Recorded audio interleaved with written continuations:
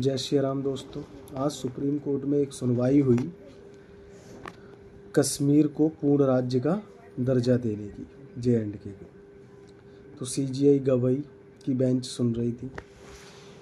मेरे हिसाब से तो गवई साहब को ये आज या सुनवाई करनी नहीं चाहिए थी।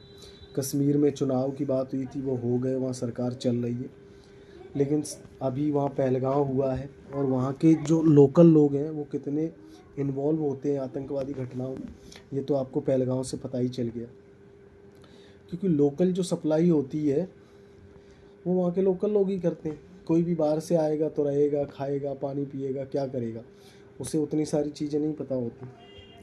तो कश्मीर को जब सरकार को अभी तो लगता नहीं कि वहाँ पूर्ण राज्य का दर्जा दे देना चाहिए, और हमेशा वहाँ मैं तो कहता हूँ यही सरकार ऐसे ही चलनी चाहिए जिस तरह अभी जितनी राज्य के मुख्यमंत्री को जो शक्तियाँ दी गई हैं, क्योंकि वो बॉर्डर क्षेत्र है, आर्मी वहाँ रहती है, तब भी इतने सारे हमले हो जाते हैं।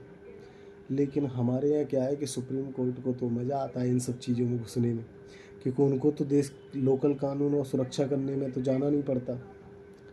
ठीक है, जज साहब तो वहाँ नहीं जाते कि लोकल में, तब कि वहाँ कोई दिक्कत नहीं है, बढ़िया शिक्षा मिल रही है, रोज़गार मिल रहा है, रोडें बन रही हैं, कहीं कोई दिक्कत नहीं है, पैसे की कमी नहीं है, तब तो समझ में आता है। लेकिन शायद 8 दिन का टाइम मांग दिया है सुप्रीम कोर्ट ने सरकार से, केंद्र सरकार से जवाब मांगा है।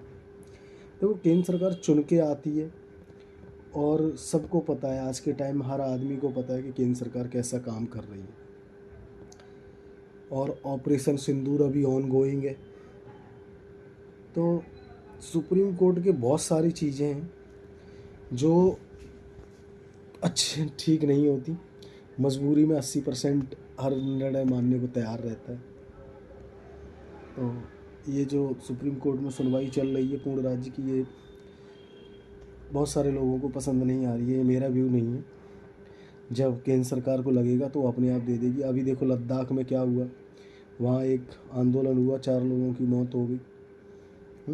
और वो आदमी पाकिस्तान, वहाँ की IG ने खुलासा भी किया कि ये आदमी day to day Pakistan reporting हो रही थी।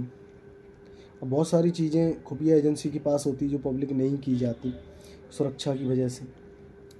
लेकिन जुडिशरी को हर जगह दखल देने की आवश्यकता नहीं है।